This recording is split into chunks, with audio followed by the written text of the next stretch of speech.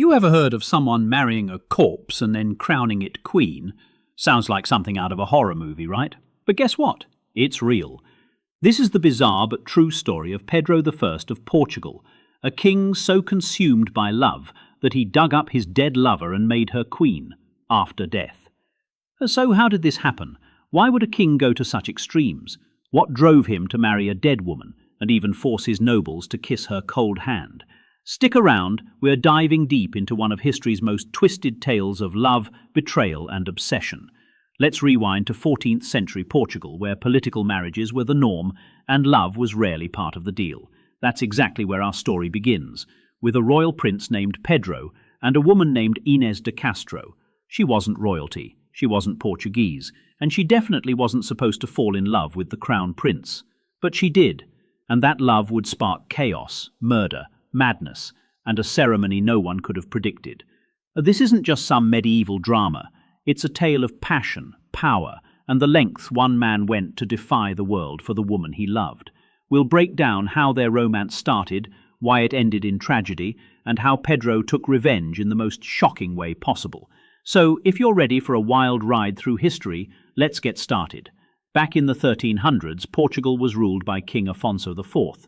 His son Pedro was next in line for the throne. Like many royal heirs, Pedro was expected to marry for politics, not for love. So when his father arranged his marriage to Constanza of Castile, there was no question he had to say yes. But here's the twist. Constanza didn't come alone. She brought her lady-in-waiting with her, Inês de Castro. No one saw it coming, but Pedro and Inês fell head over heels. Their chemistry was undeniable. They weren't just sneaking glances. They were full-on lovers, despite the fact that Pedro was already married. Now, before you start cheering for their epic romance, remember, this was the 14th century.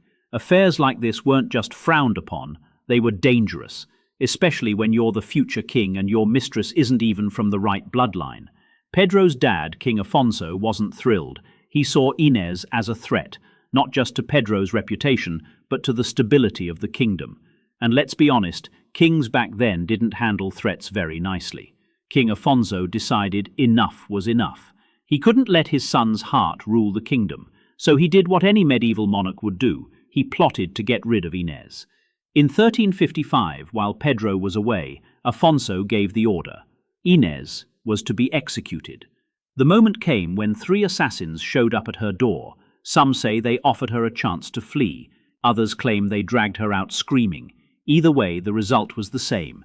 Inês de Castro was murdered. Her body was left lifeless, and her heartbroken lover had no idea what had happened. When Pedro finally found out, he lost it. Not just emotionally, physically. He went on a rampage, hunting down the men who killed Inês. 2 of them managed to escape across the border to Castile. One wasn't so lucky. Pedro personally killed him, and legend says he held the man's heart up and said, "Here, eat your fill." That wasn't just revenge, that was war. Pedro's rage didn't stop at killing 1 assassin. He declared open war against his own father. Yes, you read that right. Because of love, the heir to the Portuguese throne turned against the king. For years, the country was torn apart by civil conflict. Nobles picked sides, battles broke out, all because of a man who refused to forget the woman he loved. Eventually, peace was brokered, but not because either side won. It was because King Afonso died in 1357.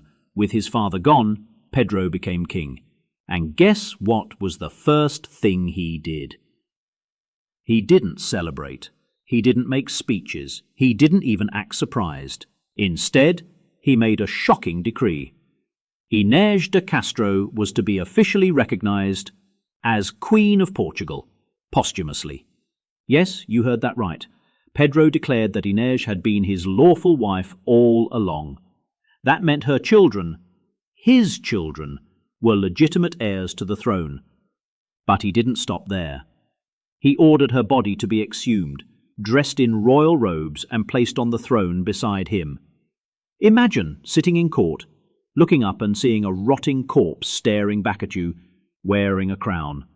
That's exactly what happened. Pedro forced his nobles to kneel before her.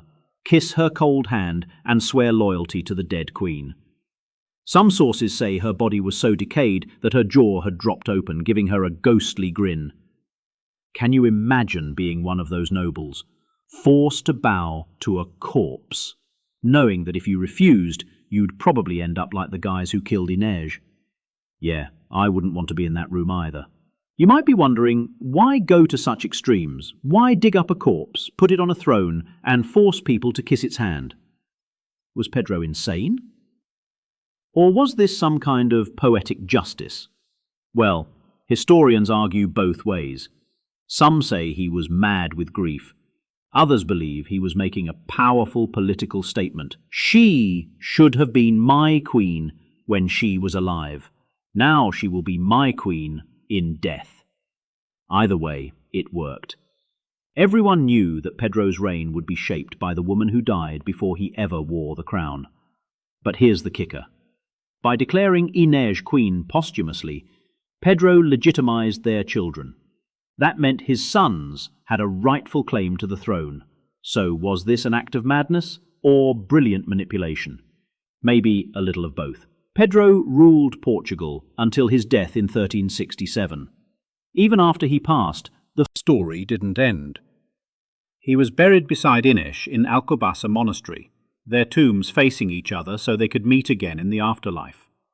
To this day, people visit their graves reading the inscription on Pedro's tomb, Até ao fim do mundo, until the end of the world. Love? Obsession? Madness? You can decide. But one thing's for sure, Pedro I of Portugal didn't just break hearts. He broke every rule in the book for the woman he loved. So we've got a king who married a corpse, crowned it queen, and made nobles kiss its hand. Sounds like something straight out of Game of Thrones, right? But behind the shock value, there's actually a deeper message. First, this story shows us how powerful emotions can be. Pedro's love for Inej wasn't just a fling, it was a driving force that changed the course of a nation. Whether you call it devotion or obsession, it moved mountains. Second, it reminds us that history isn't always about battles and treaties. Sometimes it's about personal stories, the ones that feel more like fiction than facts. Pedro and Inej weren't just characters in a tragic romance. They were real people whose lives had consequences far beyond their own feelings. And third, it shows us how deeply intertwined love and power are. Pedro didn't just act out of emotion, he used his position to rewrite history. By naming Inej queen after death, he reshaped the legitimacy of his entire reign. So if you liked this video, hit that subscribe button below and ring the bell so you never miss another twisted tale. See you in the next one.